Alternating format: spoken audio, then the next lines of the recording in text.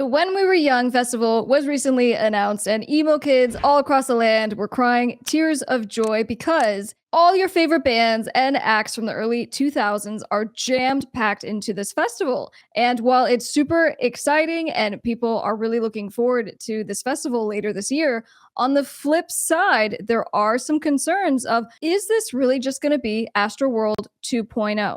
And those concerns are based in real things that we're going to be talking about in today's video. I'm going to bring my music and show producer in to have the discussion with us. So let's go. Hi guys, I'm top music attorney Miss Crystal.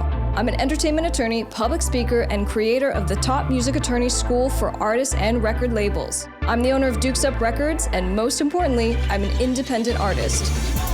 Don't forget to subscribe and turn on those bell notifications so you don't miss my weekly videos giving you my best tips on the music business, industry news updates, and teaching you how to stay legally protected.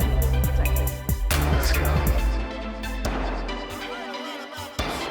All right, so we're talking about the When We Were Young festival. Now, I was on the website. I was taking a look at those tickets because they are sold out already. Sold out. And, I think one of the criticisms I was seeing a lot was, well, the starting baseline price is like $225, $250. And then from there, it just goes up to VIPs. I thought I saw something for like cabanas. Yeah, I mean, the price isn't really that outlandish to me. I mean, if anybody is used to Coachella tickets or some of these other festivals, now those are, spread out amongst multiple days and stuff. But for as much action as that you're getting in this thing, as far as how it looks on paper, it doesn't look crazy. I mean, these festivals have been out of hand with prices anyway. So Out of hand. No, I mean, they're going to get their money, but equally, right? So let's talk about how many people or bands, I should say, bands and artists on this roster. I think it's 65. 65. yeah, but they could be adding more later. You never know. I have a feeling with so many bands that they have on this thing that they are going to be absolutely just kind of shifting things around. I mean, that's a lot of bands to juggle for like one day, one appearance kind of thing. Well, right. So when the festival was originally announced, it was only on the 22nd. And so it was 65 bands that were jam packed into a 12-hour period. And so I kind of did the math real quick, and it roughly, ends up being about 20 to 30 minutes per band. Now, originally we were hearing that there was going to be maybe 3 stages, but on the website, it did say, we have a variety of stages. That many bands moving, and for that price, the reason I'm kind of focusing on it is from the consumer experience. You're going to have to get your hotel and your Ubers and all of that kind of situated food, $5 waters. You're gonna get thirsty, right? And so whatever the ultimate cost is going to be, it's going to be expensive. So let's say you're like out $1,000 at this point, and you might see your favorite band for maybe 20 minutes. Now, headliners, right? They'll probably have a little more time. But it's from the, experience of, going there. You hope people are going to get what they're paying for, but we want to make sure that everyone is safe. And so we're going to talk about, obviously, the whole Astroworld festival tragedy. We have covered that at length on this channel. We even have a playlist dedicated to it. But going back to just kind of show logistics of, that's a lot of bands. Now, we heard that a second day was announced, right? So now it's October 23rd. Now, do you know, are they new bands, new acts, or what are they doing with that second day? It's the same lineup is what they're saying. And again, that second day sold out already. I mean, this lineup is stacked. I mean, you're talking My Chemical Romance is on here, Paramore, AFI, The Used. I'm really looking forward to Glassjaw, Thursday, Kitty, Bring Me the Horizon if they're playing that first record.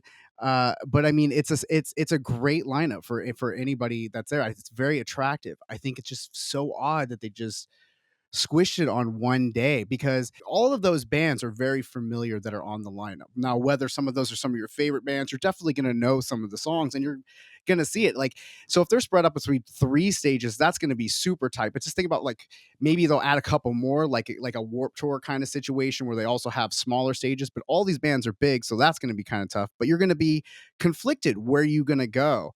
And then for them to add that second day with the same lineup, it's kind of disappointing. Like, if they knew they were going to have it 2 days, they could have just made a more enjoyable experience splitting these bands up amongst 2 days instead of having them come back again, which the Right. whole thing, just how you would even schedule this. And, for those kids that bought the first day, let's say if they were all of a sudden decided to spread it out, it's like, would they have to buy a second day? Maybe there was a little bit of poor planning, and just Poor that they planning added the second day, and at maybe they just best. saw just how popular this was. But we also saw that there were a lot of bands that were like, didn't even know that I was on this show. Or at least they didn't know it was a festival. They knew that they were being booked for the show, but they didn't realize that, it was going to be 65 bands on a thing. So you're looking at 20-minute sets, Right. I power think it was All sets. American Rejects. They said apparently we're playing with all the bands.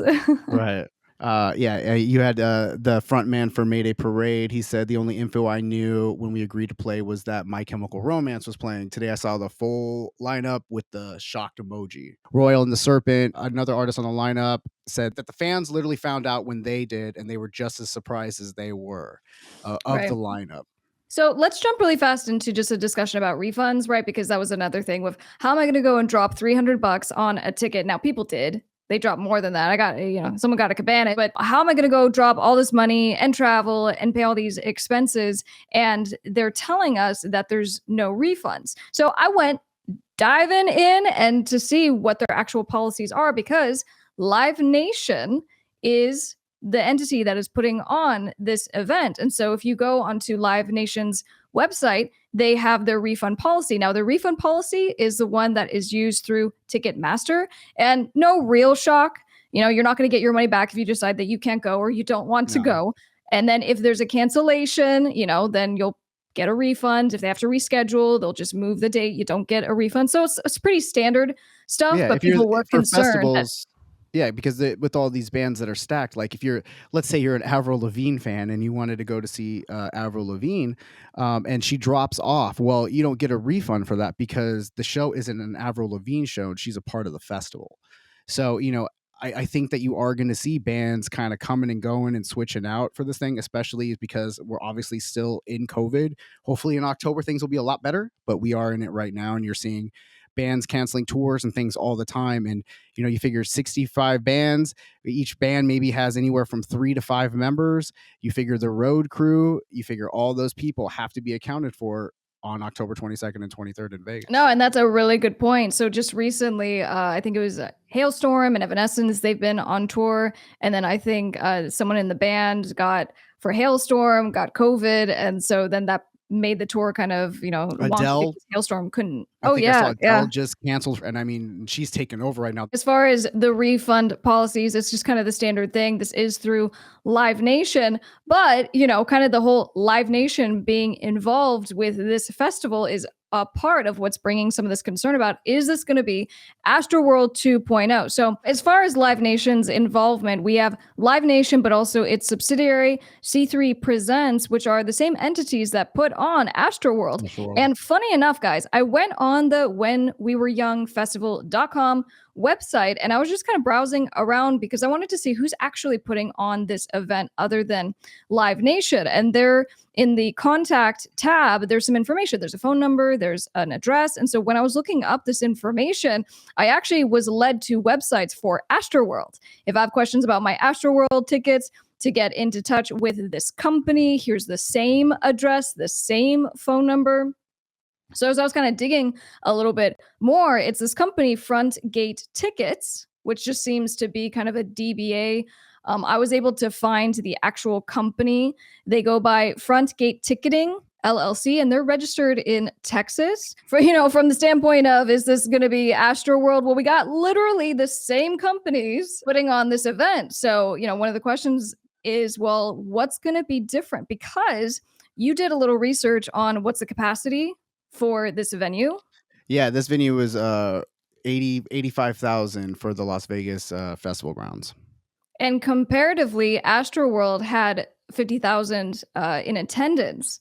And, we saw obviously what had happened. There was a lot of issues with understaffing, the inability to control the audience, to have enough medical care on site when people Right. started to get trampled and to get injured. And so now if we're dealing with potentially more people around the 80,000, cap. I mean, that's a little concerning. So, of course, everyone's coming out right now and they're saying, no, of course, we're going to have everything we need to make sure that the attendees are safe. But we haven't seen what that actually looks like just yet.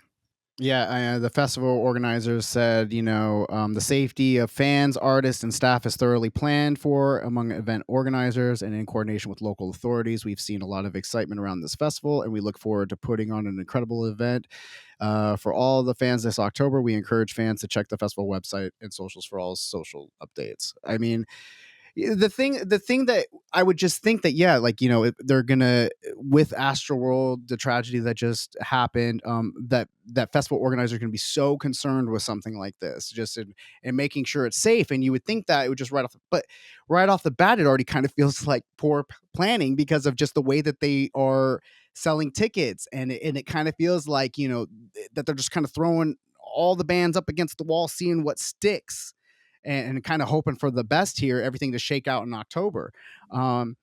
So it doesn't give you a lot of great confidence right out the bat, because everybody had the same concerns as soon as they saw it. It's just like, what is this going to end up being?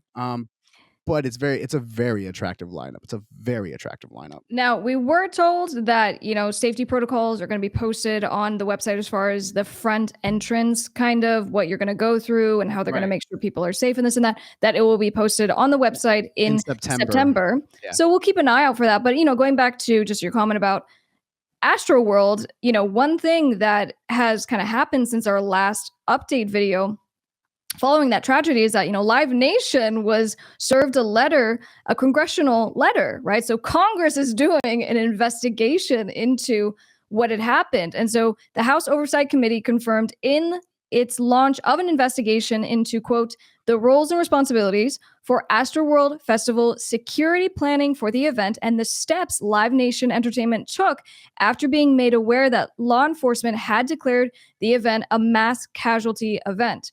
Remember, guys, there were 10 people whose lives were lost and then just countless injuries. And now we have lawsuits in the billions of dollars against, of course, Live Nation, Travis Scott. I mean, we've gone through this, but the point just being that, Live Nation is under a lot of scrutiny right now. So, I mean, do you think that means that this is a great opportunity for them to, if this thing can go off without a hitch, and, there are new plans being implemented and stuff like that, there's going to be a lot of pressure. There's going to be a lot of eyes on this festival, especially, getting closer to it to see what's going to be done.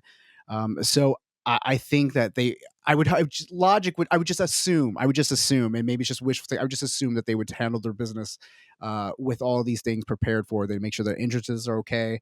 They make sure the water entrances, or everyone's got plenty of water, not just one long trough around the side. They're going to make sure that the fencing and the barricades are set up in a way where people can get in and out and free flowing of traffic. But again, when you have 65 bands and you have maybe 12 hours to see all of those bands, you're going to be running from stage to stage. If you're trying to see All American Rejects or something at 2:00, and then you're headed over to Glassjaw or something. I don't actually, those two bands probably fans wouldn't go really switch over, but just to say, they're going to be running from stage to stage, especially if there's multiple stages and you're trying to in get a best through case all of scenario. those people. In a best case scenario, it's still going to be chaotic, and they have, as event promoters, a lot to handle, but they have to make sure, I mean, to your point, right? So we compared to Astroworld, and early in the day, before the event had even started, these kids were, just barreling through barricades. They weren't getting checked, right? So how many extra people were there who didn't even have tickets? So there was already kind of this violent, aggressive kind of culture, and there were warning signs, right? There were warning signs, and and that was a big part of why all these different investigations are happening, including from the FBI now into events leading up to, the loss of life and injuries. So going over now to this new festival and the fact that we anticipate, let's say, could be up to 80,000 attendees. There's going to be 65 bands and acts that you just have to see, and there's going to be so much chaos. And don't forget the added danger element of Vegas, baby. You're in Vegas. You're right there. You're probably staying at the Hard Rock before you head over to the festival. Well, everybody is. So you're getting drinks in the casino. You're walking around the strip. You're having a good time. You're up partying. Like it's gonna be Vegas is already packed. So you're gonna bring in that much energy, and they have festivals there all the time, and they manage all that stuff, and it's fine. But it's just a matter of you just have all that excitement, and this is like a once in a lifetime lineup for this genre. um it's pretty exciting. It's pretty exciting, but I hope everyone is safe, and I hope that these organizers really just really step up their game. Yeah. So, guys, I mean, the bottom line is you got to take your own safety into your own hands, stay Definitely. safe, and, Mhm. protect yourself. Yeah, and drop what bands that you'd be interested in seeing. If you're going, if you're not going, drop that in the comments. What do you guys think about it? I know, like I said, I know I'm there for Glassjaw, I'm there for The Used, I'm there for Yeah, I was Kidney, gonna I'm there say for you've seen a Thursday. lot of these. Well, we've both seen a lot of these acts, but you've probably been to a lot more shows than I have I've with these bands. on the lineup, I've probably seen a good 70 to 80% of all the bands that are playing live, probably multiple times. From my old rock band days, I've played with some of these bands. I've, been at all these shows and festivals and stuff. So it's a really cool lineup. And I just hope that again, just everyone's safe.